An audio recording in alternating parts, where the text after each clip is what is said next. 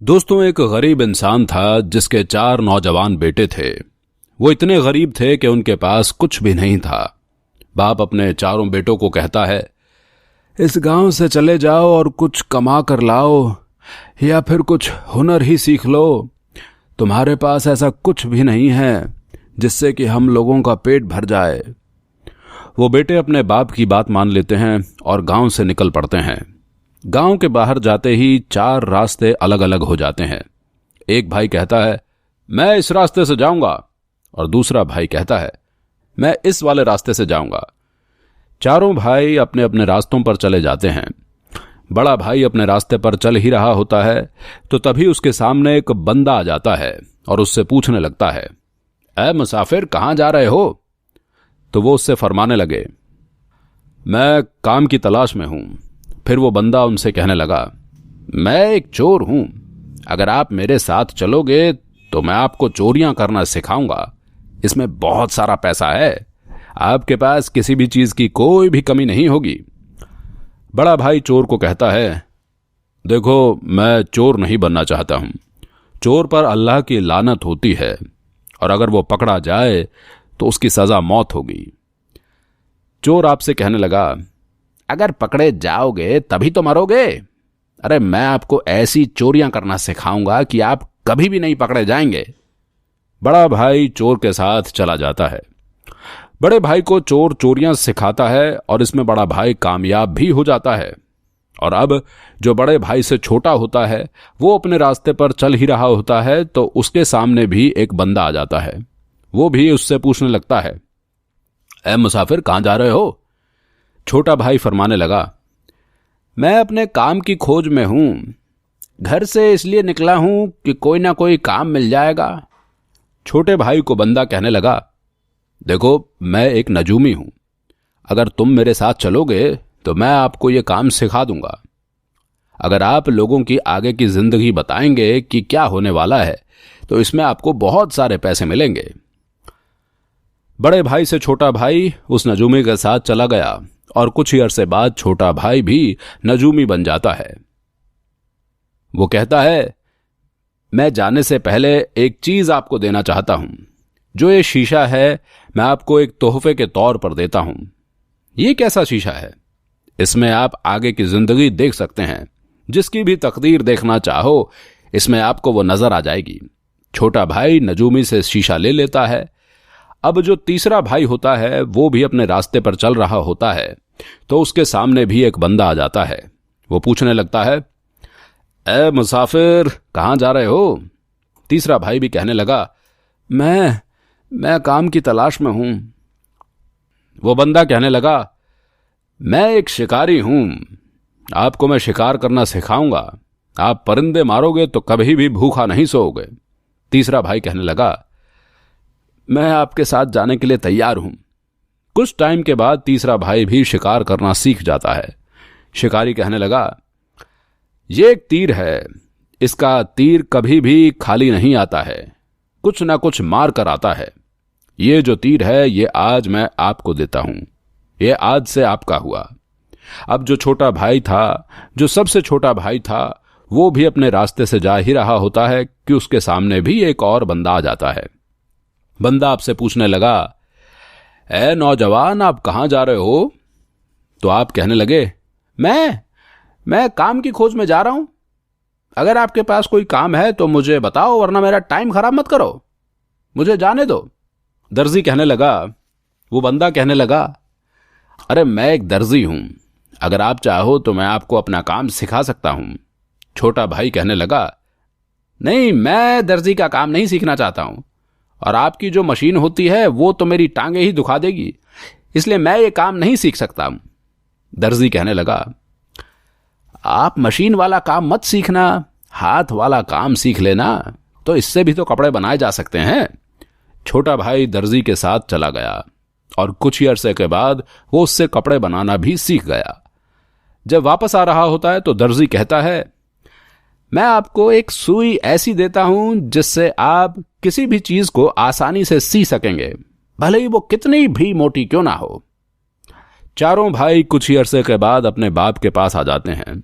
बाप अपने चारों बेटों से पूछता है, अच्छा, तो मुझे बताओ कि तुम क्या क्या सीख कर आए हो।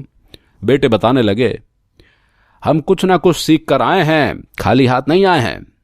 बाप बड़े बेटे से पूछने लगा, पहले तुम मुझे बताओ कौन सा काम सीख कर आए हो भाई। बड़ा बेटा कहने लगा, मैं एक चोरी का काम सीख कर आया हूं। और तीसरा बेटा कहने लगा, मैं एक नजूमी का काम सीख कर आया हूं। चारों बेटों ने अपने बाप को अपने सारे काम बता दिए। बाप कहने लगा, मेरे साथ चलो। बाप एक दरख्त के नीचे चारों बेटों को ले गया और वहां बिठा दिया।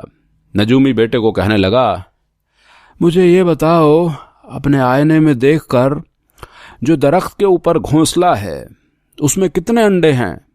नजूमी ने अपना शीशा निकाला और कहने लगा, उसमें अब्बाजान 5 अंडे हैं। बाप कहने लगा, आपकी बात बिल्कुल सही है। बाप अपने बड़े बेटे को कहने लगा, तुम ऊपर जाओ और उन 5 अंडों को चुरा कर लाओ, और जो उसके ऊपर परिंदा बैठा है वो उड़े भी ना, और ना ही उसे पता चले। बड़ा बेटा दरख्त के ऊपर गया और 5 अंडे चुरा कर आ गया। परिंदों को कुछ भी पता न चला। बाप ने 5 अंडे लाइन में रख दिए। अब शिकारी बेटे को कहने लगा, इन पर निशाना लगाओ, सारे अंडों को 2 टुकड़ों में तब्दील कर दो। शिकारी ने अपना काम पूरा किया और 5 अंडों को 2-2 टुकड़ों में तब्दील कर दिया। अब जो छोटा बेटा था, अब उसे कहने लगा, तुम अपनी सुई से इन अंडों को सी कर दिखाओ। फिर उस बेटे ने 5 अंडों को ऐसा ही कर दिया कि पता ही नहीं चल रहा था कि अंडे टूटे भी थे या नहीं। फिर बाप अपने चोर बेटे को कहने लगा, इन अंडों को उठाओ और जल्दी से इसे परिंदों के नीचे रख दो, और उनको पता भी नहीं चलना चाहिए। चोर बेटे ने परिंदे के नीचे अंडे रख दिए और परिंदों को पता भी नहीं चला। बाप अपने बेटों से काफी खुश हुआ। आप लोगों ने अच्छे काम सीखे हैं। कुछ ही अरसे के बाद उस गांव में बादशाह की बेटी को कोई बड़ा सा जानवर उठाकर ले जाता है। ये बात काफी फैल जाती है, और जो भी बादशाह की बेटी को बचाकर लाएगा, बादशाह उसका रिश्ता उसी नौजवान से कर देगा। चारों बेटे हैरान हो गए। हम कोशिश तो कर सकते हैं। नजूमी बेटा कहता है, पहले मैं अपने शीशे से देखकर बताता हूं कि बादशाह की बेटी है कहां। नजूमी बेटा बादशाह की बेटी को शीशे में देखता है। वो समंदर के बीच में एक जानवर के साथ बैठी है। चारों बेटे बादशाह के पास चले जाते हैं। आपकी बेटी हम ढूंढ कर लाएंगे, हमें एक पानी पर तैरने वाली कश्ती चाहिए। बादशाह इन्हें कश्ती बनाकर दे देता है। चारों भाई बादशाह की बनाई हुई कश्ती पर सवार हो जाते हैं।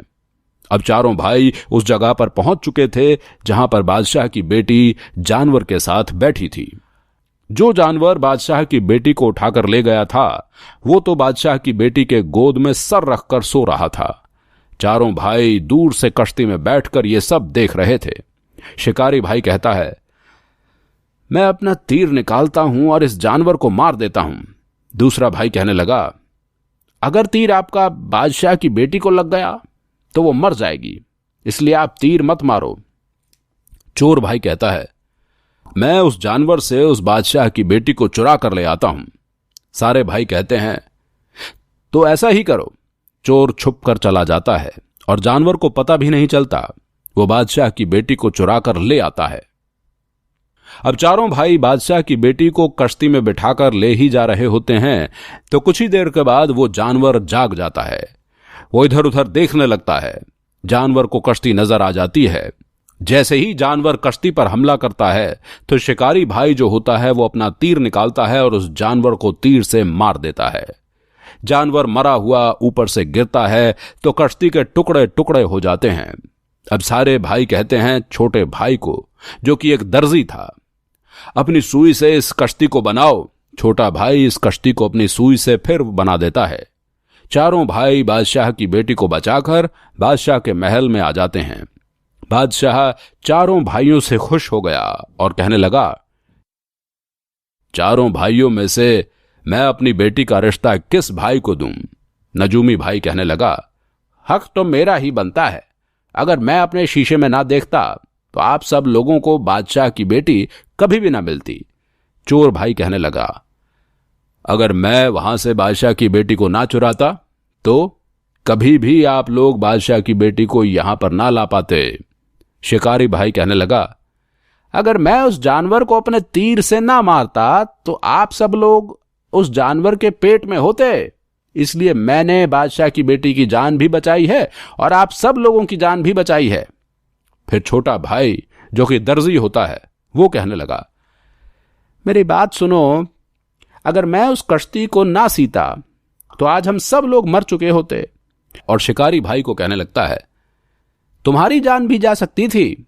बादशाह कहने लगा, तुम चारों की बातें ठीक हैं, तुम लोगों में कोई भी इत्तेफाक नहीं है, इसलिए मैं आप लोगों से अपनी बेटी की शादी नहीं कर सकता। मैं आप सब भाइयों को इनाम देना चाहता हूं। आप लोग मेरी बेटी को बचाने का कितना इनाम लोगे? बादशाह ने अपनी मर्जी से चारों भाइयों को इनाम दे दिया और अपने महल से रवाना कर दिया। चारों भाई अपना अपना इनाम लेकर घर वापस आ जाते हैं और सारी कहानी अपने बाप को बता देते हैं।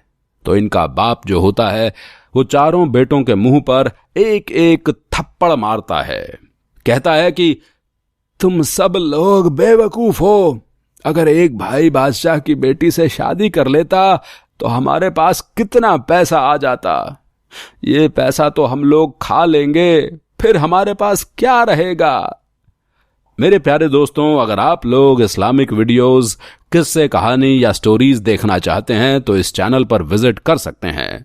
ये वीडियो अच्छी लगी है तो इस वीडियो को लाइक और शेयर जरूर कर देना। मिलेंगे बहुत जल्द एक और नई वीडियो में, तब तक के लिए खुदा हाफिज।